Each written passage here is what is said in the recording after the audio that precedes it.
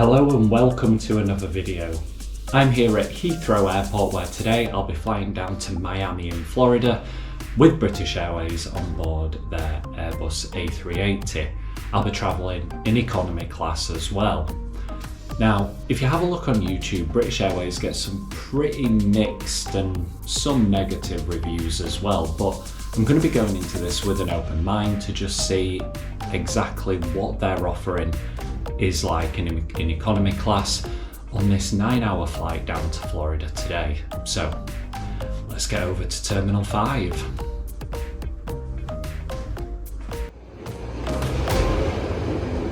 After a 2-hour train down from Leeds to King's Cross, followed by a 45-minute dash across West London on the Piccadilly line, I arrived at Hatton Cross. I was spending the night before my morning flight at the Hilton Garden in Heathrow Airport, not to be confused with the hotel of the same name by Terminal 2 though. This hotel's handy for public transport with tube and bus links to all of Heathrow's terminals. I checked in online and even chose my room on my phone, and my keycard was my phone, so it was straight to the lift and up to a very nice room indeed. It was clean and nicely decorated, very quiet, and with the telly, tea and coffee tray and enough storage for a night, I can't complain at all. In fact, I really liked it, and I really liked the aviation imagery on the wall. It was a very comfy bed too for the night. Did I sleep well though?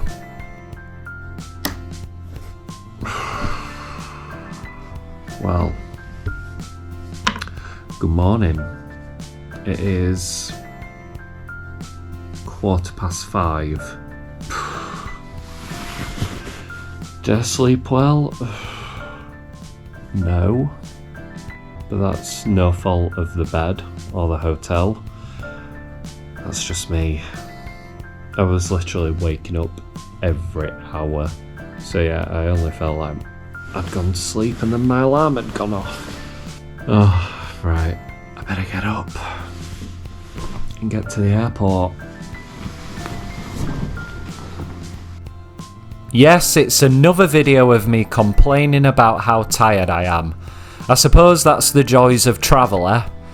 I managed to drag my ass out of bed to get a shower, and I had just enough time to make myself a cup of coffee before setting off for the airport.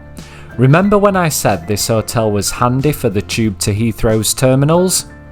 So the London Underground is down today to Terminal 5 due to engineering works, so I'm going to have to get a bus.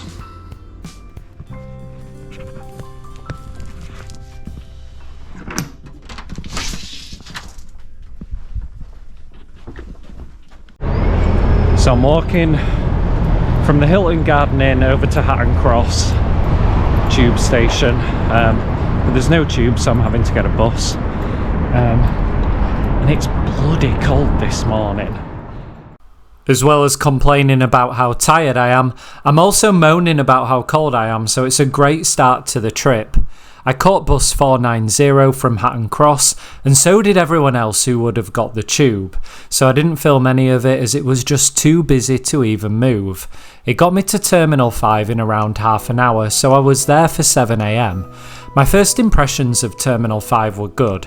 It was spacious and spotless thanks to the cleaner robots that are so British and polite they'll get out of your way as well. I checked in online for my 10 AM flight to Miami but had some issues doing bag drop. The bag drop ground staff were really surly and downright rude, especially when I asked if there was a man desk I could use instead. I was passed around from one agent and area to another, and the whole pantomime took around 45 minutes to an hour to get sorted. Thankfully, security was a 10-minute breeze, but my impressions of BA ground staff had soured. Terminal 5, like most airports in the UK, is a glorified shopping centre full of soulless, overpriced and empty shops. I skipped merrily on past them as my stomach had started rumbling. Being the tight Yorkshireman I am and not wanting to pay London prices, I made a beeline for Spoons. Oh, I'm so tired. That's all that's going to get me through today. I told you it was going to be another video of me moaning how tired I am. If the coffee wouldn't get me going, my entire daily calorie intake on a plate would. As far as spoons brekkies go, this is probably one of the better I've had, and at 14 quid I should think so too. Robin gets. We're not in Wakefield anymore, Joe.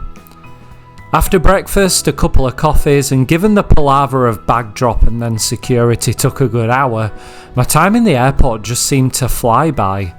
Although it's like a shopping centre, I like Terminal 5's floor-to-ceiling windows and fab views over the airport. The winter morning sunshine coming through was radiant, but it was time to head over to gate C63.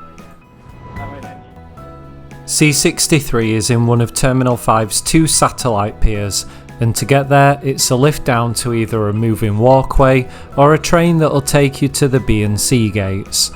I got the train, and that takes a good 15 minutes to do the trip from the main concourse in the A gates, so give yourself plenty of time. The area around the gate was bedlam, so I walked to the end of the terminal and just sat in peace as the mid-morning winter sunshine beamed through the windows.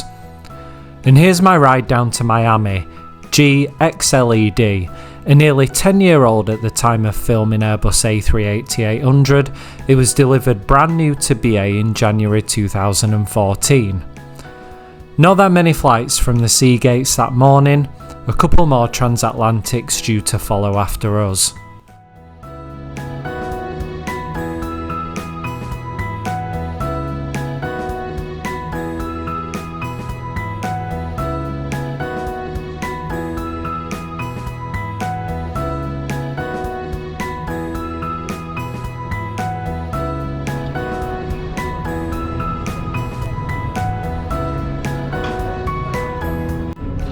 Feeling better now that I'm fed and watered.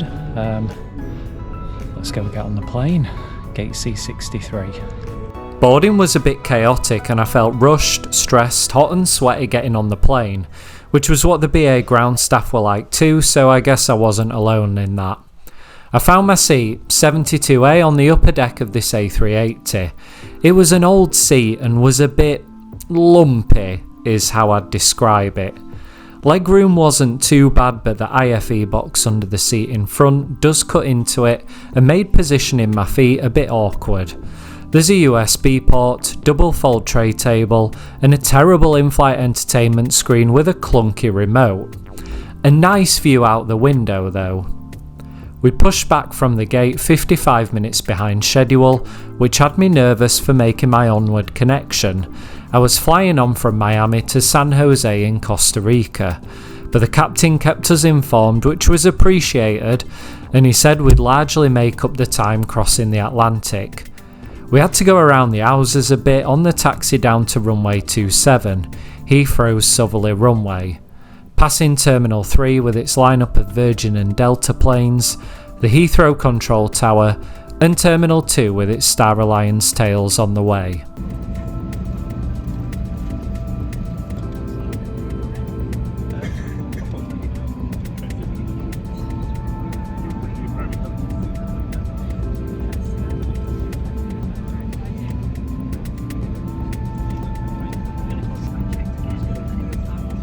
At roughly 11:30 in the morning, the 4 engines thrust into life and the A380 lumbered into the crisp winter West London sky.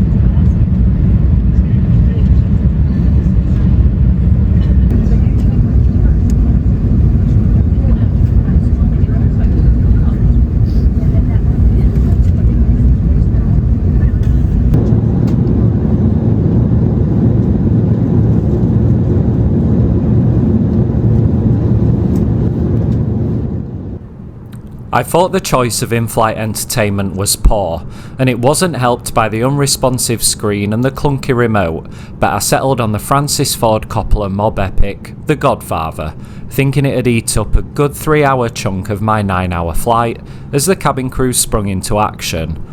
Although my experience of BA ground staff at Heathrow had left a sour taste in my mouth, the crew on board were fantastic. Served alongside a bag of pretzels, the wine was good too.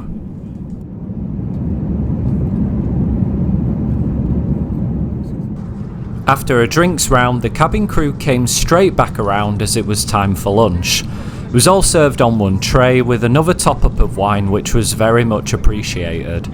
So the sides, we've got bread and butter, cheese and crackers, a beetroot salad, and for the main, peri-peri chicken with rice, which was, well, it was alright. The flavour was spot on, but it was dry and it could have done with a sauce. The chocolate salted caramel pot for dessert though, mwah, chef's kiss. Absolutely delicious, and I could have had a second one if the crew had have offered me one. Had a nip to the loo after dinner, and well, it's an airplane loo. Honestly, it wasn't the cleanest, as some scratter had left some dirty tissues by the sink, and well, I'm not sure what else I can say about it, to be honest. Now, back to the seat, and a perk of having the window on the upper deck of BA's A380, and why I'd suggest you try and get one is this. Time for a refill, I think, while I power through the last hour of The Godfather. This storage cubby hole is great and is certainly valuable on long-haul flights. Because of the curvature of the fuselage, the configuration of the upper deck of this A380 economy is 242, compared with 343 downstairs. It's much more pleasant and feels far less claustrophobic.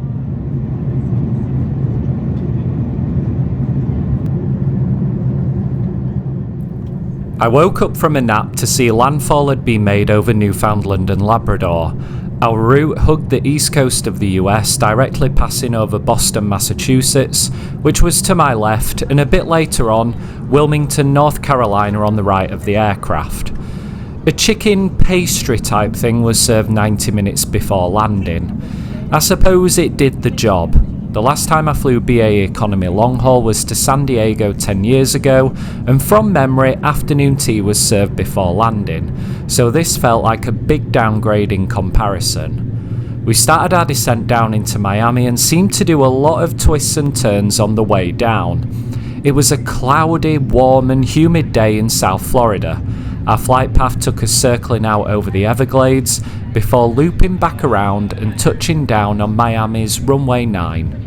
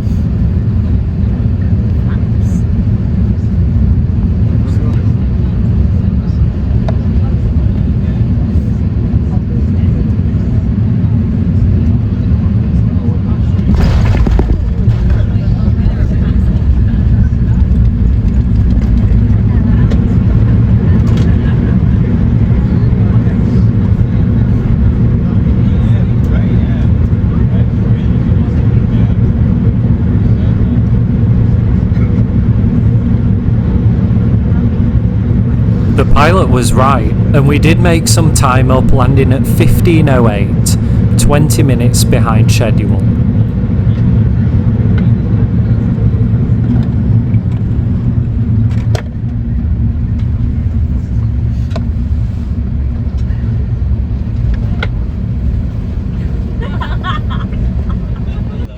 On behalf of us all on board and British Airways, I'd very much like to thank you for choosing to fly with us today, and we do look forward to seeing you again very soon. Thank you, and a very good afternoon to you all. It was quick to disembark this full A380 into the E-gates at Miami.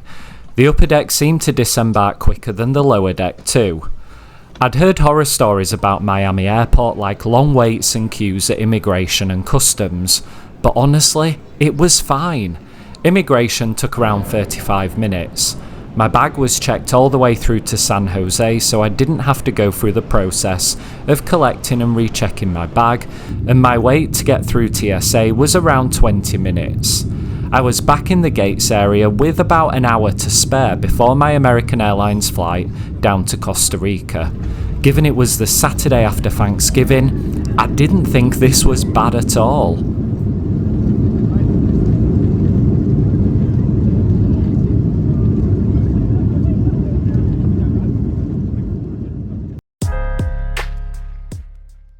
So, what is it about British Airways?